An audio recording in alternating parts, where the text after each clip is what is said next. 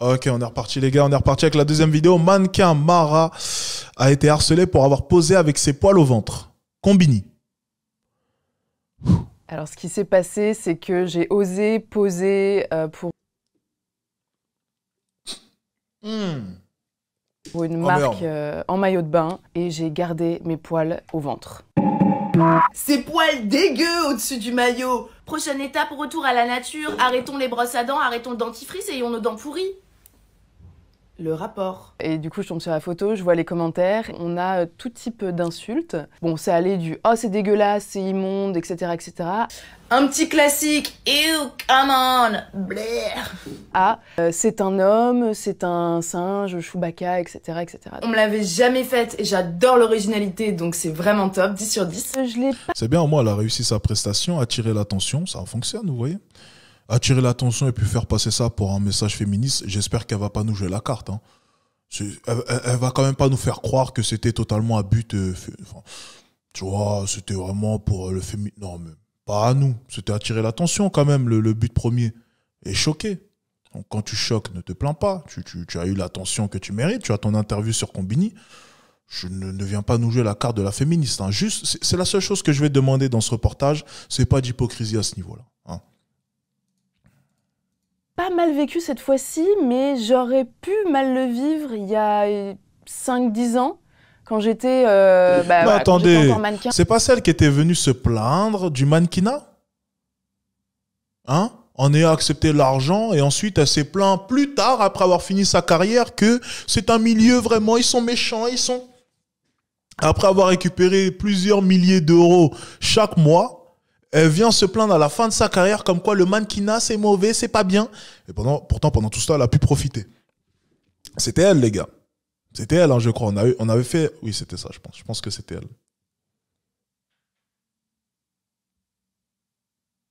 Ah. Je vais vérifier quand même si c'est elle. Parce que si c'est elle, je trouve ça quand même assez couillu. Hein.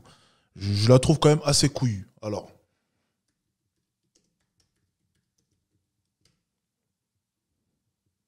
Ah bah oui, c'est elle.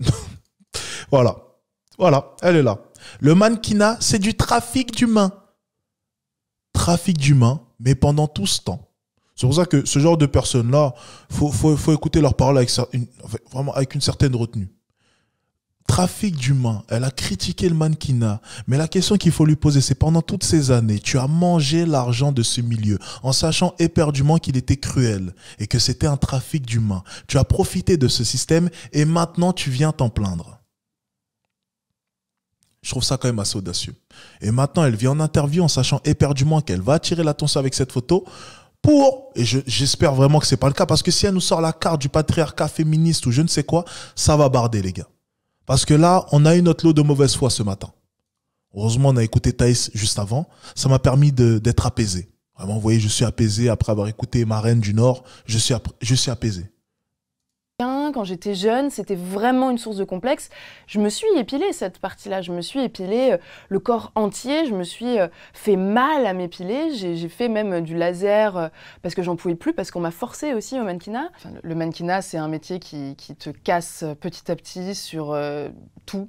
Tout ce que tu pensais ne pas être un défaut, ça devient soudainement un défaut, donc le poil y compris. Et j'en ai pleuré très longtemps. Je recevais des mails de mon agence. Je me souviens, à ce moment-là, j'étais à Londres et ils envoyaient des mails entre le client, mon agence et moi, où ils disaient que c'était intolérable que j'ai des poils, ces mêmes poils, on parle toujours des poils au ventre, parce que le reste, je l'épilais. Et c'était intolérable que j'ai des poils au ventre. Et mon booker était venu me voir en me disant « S'il te plaît, Mara, va au laser. S'il te plaît, on n'y arrivera pas sinon, faut que tu tailles au laser. » Et le laser de 1, ça fait mal, ça coûte cher, c'était à mes frais.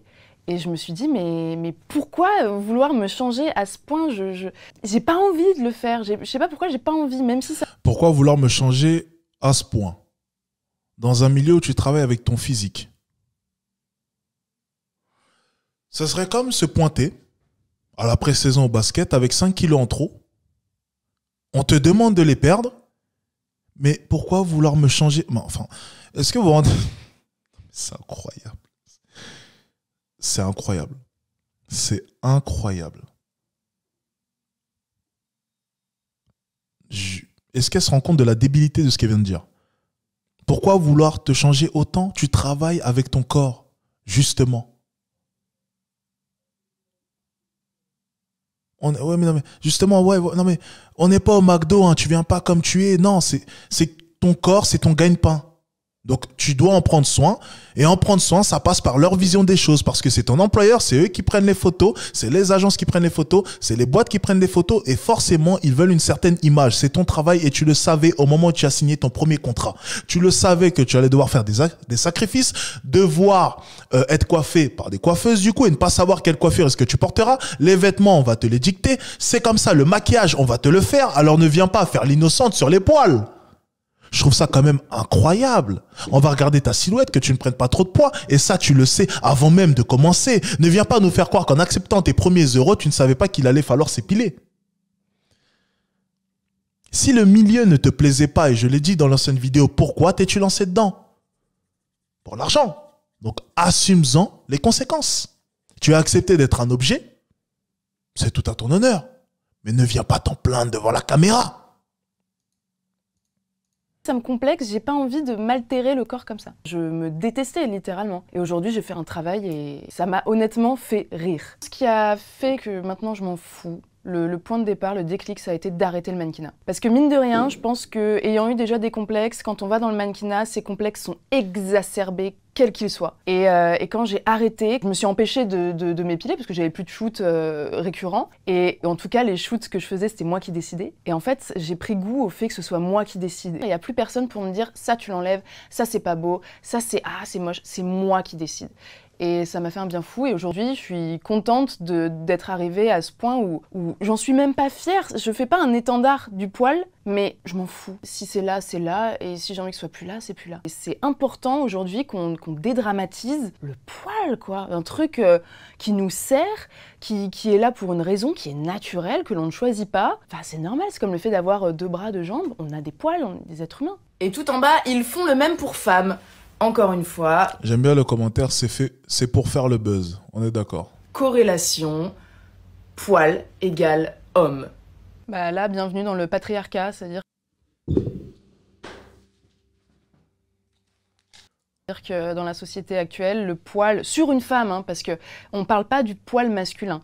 Le poil masculin n'est pas sale, le poil masculin n'a pas à être enlevé. Au contraire, si l'homme n'a pas de poil, lui aussi peut subir du harcèlement, dans le sens où ce n'est pas assez masculin. Donc on ne laisse jamais les gens tranquilles. On a genré le poil, on a genré quelque chose qui pousse de manière naturelle sur les hommes et les femmes. Et c'est devenu le truc à abattre, je comprends pas. On refuse d'autoriser une femme féminine à avoir des poils, parce que patriarcat, parce que l'homme n'est pas content, ça lui fait concurrence. Pas ma faute hein, si j'ai plus de poils que vous. Ah, t'es immonde avec tes poils, quelle horreur de dire ça. Moi je l'ai pas subi comme du harcèlement parce que je ferme mon téléphone, j'y pense plus. Maintenant eux ils ont un comportement de harceleur et c'est ça que je dénonce aujourd'hui et c'est ça qui me choque. Parce que moi j'ai les épaules, parce que ça fait 10 ans que je travaille dessus, mais les jeunes filles qui se demandent pourquoi elles ont du poil à certains endroits, elles vont le vivre comme du harcèlement et elles vont souffrir comme moi je l'ai fait. Donc ça, je veux plus que ça arrive. Et ça devrait plus arriver aujourd'hui en 2022. C'est de l'acharnement dans le sens où c'est on se répond, c'est à qui fera le commentaire le plus déplacé, le plus méchant, qui va faire